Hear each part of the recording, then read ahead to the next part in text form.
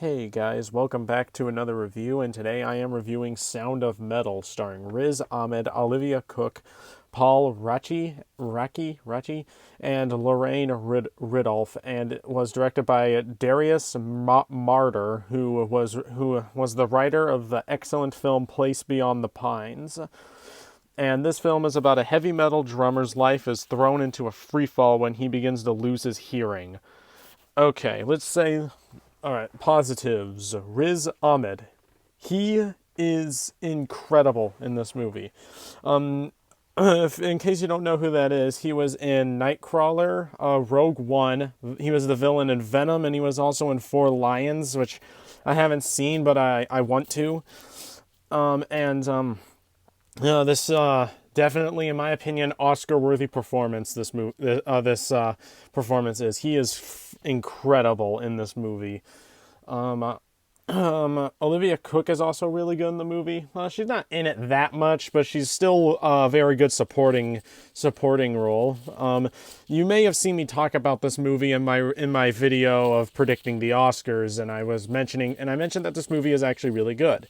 It is. It's probably the best movie of 2020.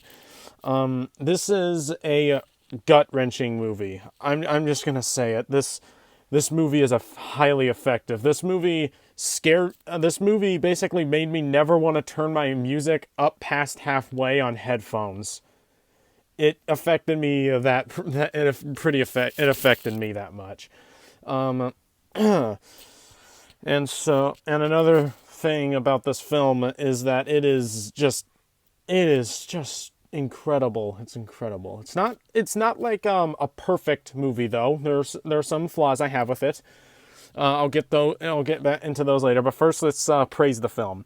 The directing. This is the guy's first feature film debut. He directed a documentary called Loot.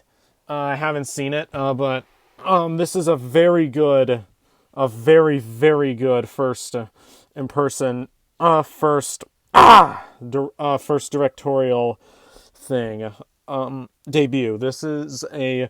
He directs the heck out of this movie. The cinematography is excellent. A lot of amazing shots, including one very long shot of just a bus while the sun's going down. Easily my favorite shot in the movie. And he directs this amazing sequence with a metallic slide. That is easily my favorite part of the movie. Let's see.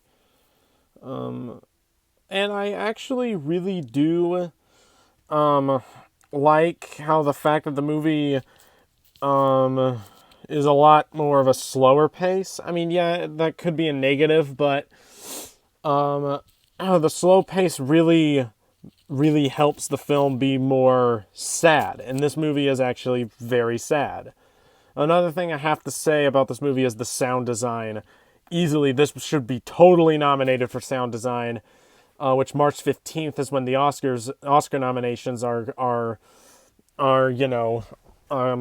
announced, and you could bet your butt I can bet on your butt that I'm gonna be do a live reaction to those.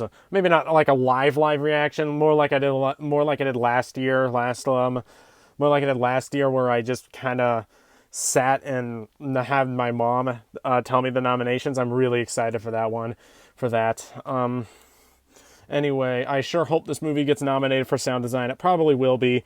Or it's going to be completely ignored because according to Letterboxd, it's 2019, which this is definitely a 2020 movie. Don't get that wrong. Don't get it wrong. This movie had like one screening in 2019, so immediately it counts as a 2020 movie.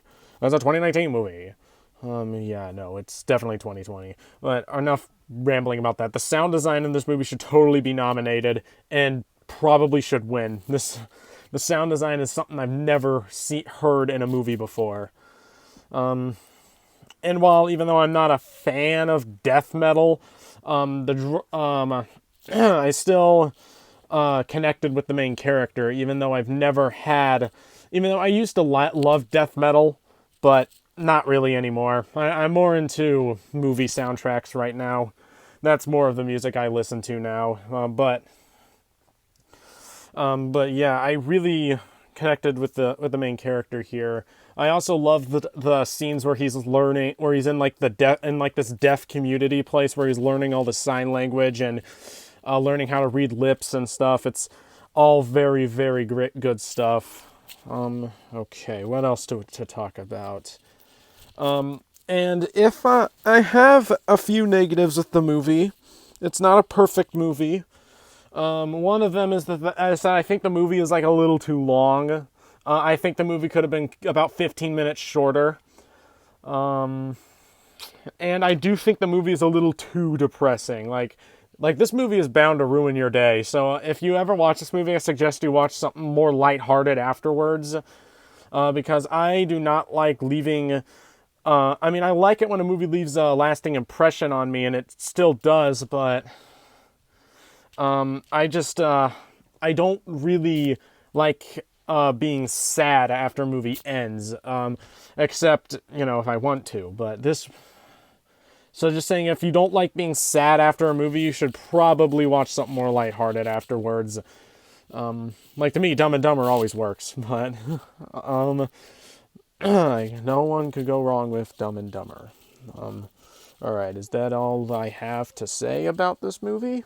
Alright, yeah, I kind of wish they developed, his, I don't know, I don't remember if it was his girlfriend, but, his friend, who is also part of the metal band he's in.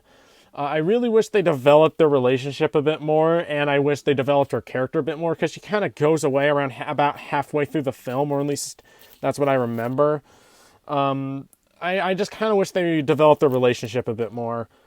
Okay, but anyway, that's all I have to say. In conclusion, Sound of Metal is definitely the best movie of the year, of last year. I thought it was great. I thought it was effective with a great leading performance and definitely worth checking out. I'm going to give Sound of Metal an A- and is a must-see.